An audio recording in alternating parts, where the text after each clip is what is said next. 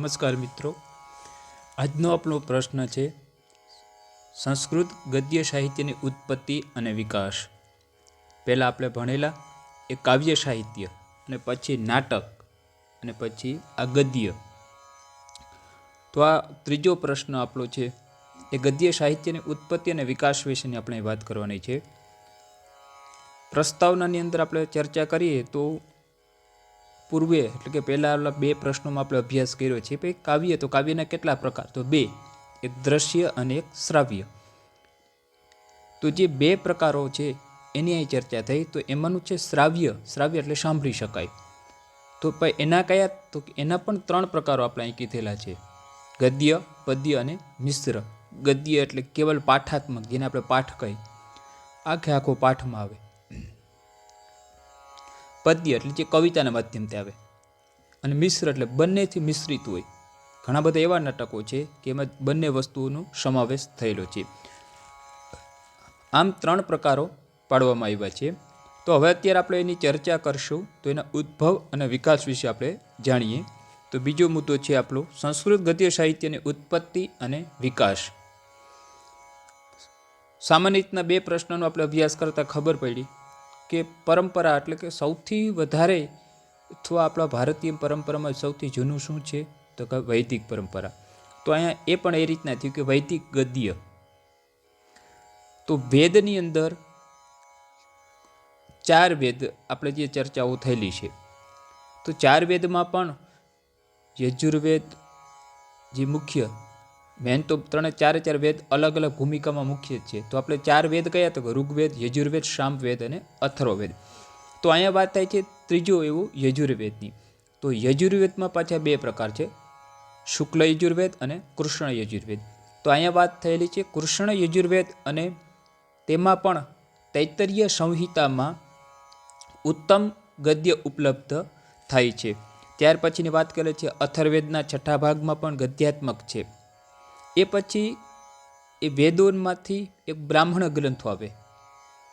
તે બ્રાહ્મણ ગ્રંથની અંદર જે યજ્ઞની પ્રક્રિયાઓ બતાવવામાં આવેલી છે એ પણ ગદ્ય તરીકે ઓળખાય છે. અને આખ્યાન અને આખ્યાયિકાઓના પ્રસંગમાં પણ ઉત્તમ ગદ્યો અલગ અલગ એ ઉપનિષદોમાં પણ આપણે પ્રાપ્ત થાય છે. તો મૂળ કહેવાનો તાત્પર્યાર્થ એ છે કે સૌ પ્રથમ ગદ્યની શરૂઆત આપણે વૈદિક ગદ્યથી થઈ છે. એટલે વેદની અંદર એ ગદ્યનો ઉલ્લેખ આપણે અહીંયા જોવા મળે છે. ત્યાર પછી પૌરાણિક એટલે પુરાણો, શ્રીમદ ભાગવતજી આપણે કહીએ છીએ, ગરુ પુરાણ કહીએ છીએ, દેવી પુરાણ કહીએ છીએ. તો જે પુરાણોની વાત કરે છે, તો એ પુરાણોની અંદર પણ ગદ્ય આપણે જોવા મળેલા છે. પૌરાણિક ગદ્ય એ વૈદિક અને લૌકિક ગદ્યનું મિશ્રણ છે. એટલે વેદોનું જે ગદ્યો આપેલા હોય, પછી લૌકિક પરંપરામાં એટલે કે લોકોના માધ્યમથી બનાવેલા જે લોકોનું વર્ણન કરેલું હોય, એવા બંનેથી એ મિશ્રિત બનેલું છે. જે અલંકારિક એટલે કે અલંકાર વગેરેથી છે. પ્રાસાદ એટલે અનુભૂતિ કરી શકાય તેવું. તો એના માટેનો કોઈ એક ગ્રંથ તો શ્રીમદ ભાગવત એટલે કે ભાગવતનું ગદ્ય આના માટે એક ઉદાહરણ ગણાવી શકાય. કારણ કે ભાગવતના 5મા સ્કંદની અંદર શ્લોકો પણ છે અને ગદ્ય પણ છે, જે વિવિધ છંદોનામાં છે. પછી અલંકૃતિક શૈલી છે, શબ્દની લખાણ પદ્ધતિ છે, જે વાંચન કરતાં આપણે પણ આનંદ આવે એવા શબ્દો પણ છે. ભાવ્યાભિવ્યંજકતા અને ગેયતા પણ એમાં છે. તેના ગીતો પ્રચલિત છે. એટલે કે શ્રીમદ ભાગવતના જે ગીતો છે અથવા એના શ્લોકો છે, એની સ્તુતિઓ એ ખૂબ જ પ્રચલિત છે. ઉપમા ઉત્પ્રેક્ષાદિ અહીં મળે છે. એટલે અહીંયા અલગ અલગ અલંકાર વગેરે એમાં મળે છે. અને પ્રકૃતિનું સરળતા ઓછી છે, દાર્શનિક વધુ છે. દાર્શનિક એટલે શું? તો કે માણસને આદર્શ જે એના વિચારો છે, આદર્શ જીવન કેમ જીવવું જોઈએ, એવા દાર્શનિક વિચારોમાં વધુ છે. જ્યારે નેચરલ પ્રકૃતિનું વર્ણન કરવું એમાં ઓછું આપેલું છે. કારણ કે શ્રીમદ ભાગવત એ ભગવાન સ્વયં કૃષ્ણ જ કહેવામાં આવે છે, ગીતાજી અને ભાગવતજી. તો ભાગવતજીમાં ભગવાનના અલગ અલગ ચરિત્રોનું વર્ણન કરેલું છે. ત્યાર પછી વાત કરીએ આપણે તો એ છે સૂત્રાત્મક ગદ્ય. સૂત્રાત્મક ગદ્ય એટલે શું? કોઈ એક જ, જેમ કે આપણે સામાન્ય આપણે ક્યાંય ઘણીવાર જોયા હશે કે સત્યમેવ જયતે, તો વિદ્યા વિનયને શોભતી, આ એક જ લીટીમાં એક સાર આવી જવો, તો એને કહેવાય સૂત્રાત્મક. સૌથી વધારે સૂત્રાત્મક જે ઉપયોગ થયેલા છે તે વ્યાકરણની અંદર છે, વ્યાકરણ શાસ્ત્રમાં છે. પછી અમુક જ્યોતિષોમાં પણ આપેલા છે, ન્યાયમાં, યોગમાં અને મીમાંસામાં. મીમાંસામાં પૂર્વ અને ઉત્તર, આ મીમાંસામાં એ આપેલા છે, જે મોટાભાગના એ દર્શન ગ્રંથોમાં વધારે પડતું ઉપલબ્ધ થાય છે.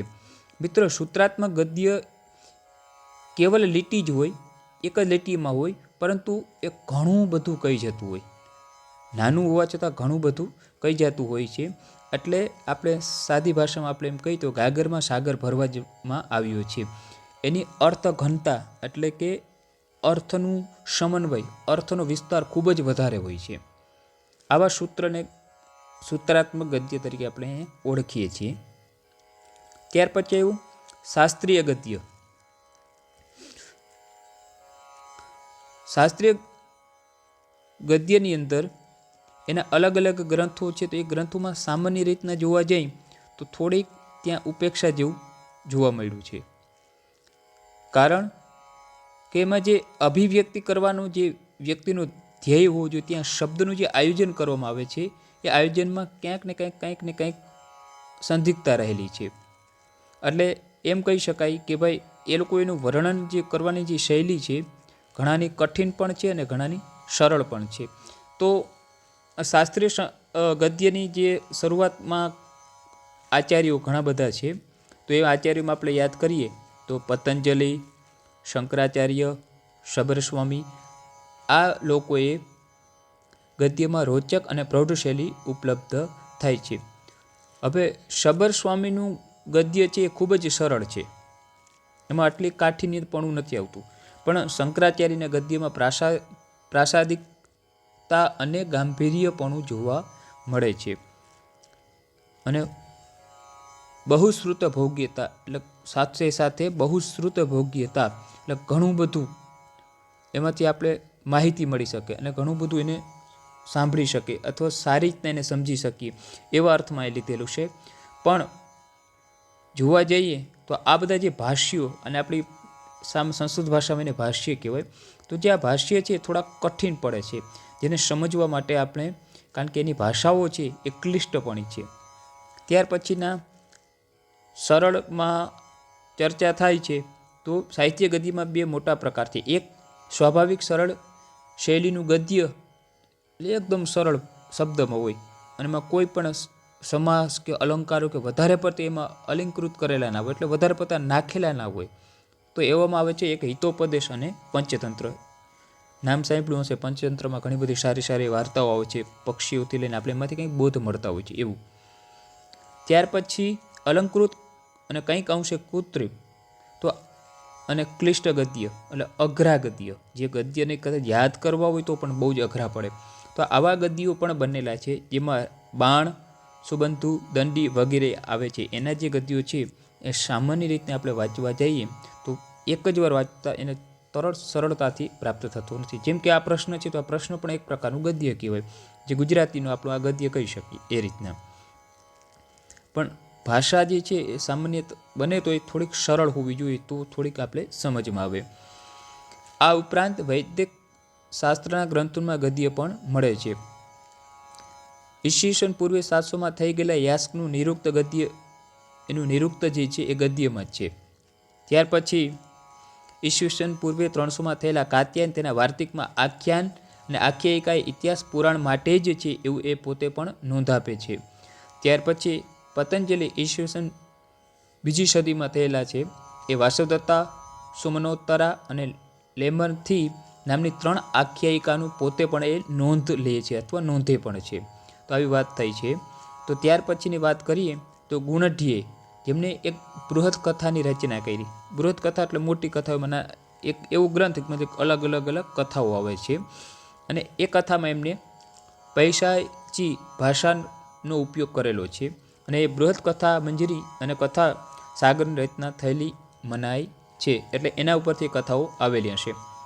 ત્યાર પછીનો મુદ્દો છે આપણો પ્રાચીન શિલાલેખોમાં ગદ્ય. પ્રોફેસર કીથ એ ગદ્ય શૈલીના પ્રેરણા સ્ત્રોત તરીકે પ્રાચીન શિલાલેખોને જુએ છે. શિલાલેખોમાં ગદ્ય શૈલીને ઉત્તમ નમૂના પ્રાપ્ત થાય છે, પણ કીથની આ વાત યુક્તિસંગત નથી, કારણ કે શિલાલેખોમાં રચનારા તે આશ્રયદાતાઓની સ્તુતિ કરનારા હતા.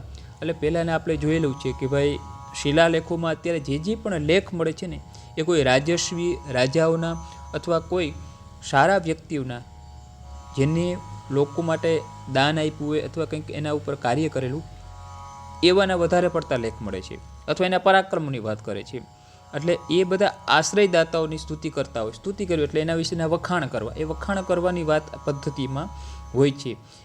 કદાચ એવું હોઈ શકે કે ભાઈ એ લોકોએ જેને લખાણ લખ્યું છે એ લોકોએ પ્રચલિત ગદ્ય શૈલીઓ કે જેમ કે આપણે દંડીનું નામ લીધું, બાણનું નામ લીધું, આ બધા ગદ્યના સારા એવા લેખકો થઈ ગયા, તો એનું અનુસરણ એને કર્યું હોય અથવા એનામાંથી એને પ્રેરણા લીધી હોય અને એને એવી રચનાઓ કરેલી હશે એવું માની શકાય.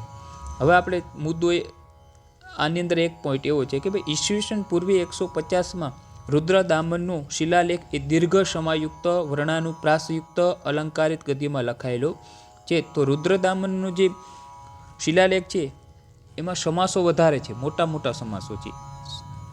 ત્યાર પછીની વાત કરીએ તો સમાસોની સામાન્યતા આપણે ખબર જ હશે તમને કે સમાસ એટલે શું. તો કે ભાઈ સંસ્કૃત ભાષામાં ઘણા બધા એવા શબ્દ છે જે આપણે ગુજરાતીમાં કહીએ તો કે ટિકિટ બારી, તો અહીંયા ટિકિટ મેળવવાની બારી આટલું લાંબુ ન લખવું હોય તો એની જગ્યાએ આપણે લખી ટિકિટ બારી. તો અહીંયા એ રીતના સમાસ હોય છે. જે સમાસનું લાંબુ હોય તો એને નાનું કરી દે છે, એને સમાસ કહેવાય છે. પછી વર્ણાનુપ્રાસ યુક્ત હોય છે, અલગ અલગ પ્રાસો એમાં યુક્ત થયેલા હોય છે, એટલે અલંકારિત એટલે અલંકારોનો પણ ઉપયોગ થયેલો હોય છે. ઈસવીસન 4th સદીમાં સમુદ્રગુપ્તના શિલાલેખની ભાષા બાણની ગદ્ય શૈલી જ જેવી છે.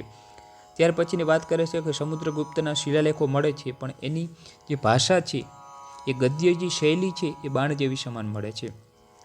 ત્યાર પછી ઈસવીસન 437માં મદસોરના શિલાલેખમાં પણ ઉત્તમ ગદ્ય રચનાનો જ નમૂનો અહીંયા જોવા મળે છે. ગદ્યના વિકાસ માટે ફાળો આપનારા ગદ્ય સ્વામીઓ એ સંસ્કૃત ગદ્ય સાહિત્યનું સંપૂર્ણ વિકસિત સ્વરૂપ આપણને સુબંધુ બાણ અને દંડીની રચનાઓથી મળે છે. કારણ કે આ 3 જણા એવા મુખ્ય છે કે જેમની ગ્રંથો એમને જે પ્રકાશિત થયેલા આપણી ભાષામાં જેને નાટક કહીએ કે કાવ્ય કહીએ એ અત્યારે પણ એટલા જ પ્રભાવશાળી છે, જે બતાવે છે કે ગદ્ય આવા સ્વરૂપને પ્રાપ્ત કરતાં પહેલાં અનેક તબક્કાઓથી પસાર થયું હશે. આ કાળે ગદ્યના કથા અને આખ્યાયિકા એવા પ્રકારો પણ અસ્તિત્વમાં આવ્યા હશે અથવા આવ્યા છે જેના નિયમો પણ ઘડાઈ ગયા છે.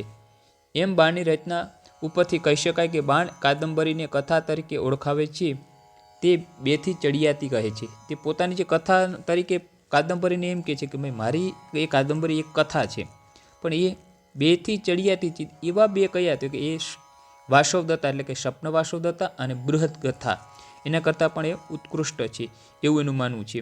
ત્યાર પછી હર્ષચરિત એ પણ આખ્યાયિકા તરીકે પણ ઓળખાવે છે.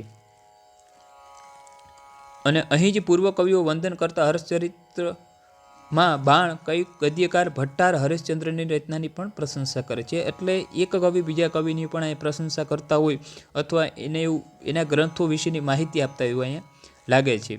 એટલે સામાન્ય રીતે આપણે જોવા જઈએ તો એ કદાચ આખ્યાયિકાના લક્ષણો બતાવતા હશે એવું અહીંયા આપણે કહી શકાય.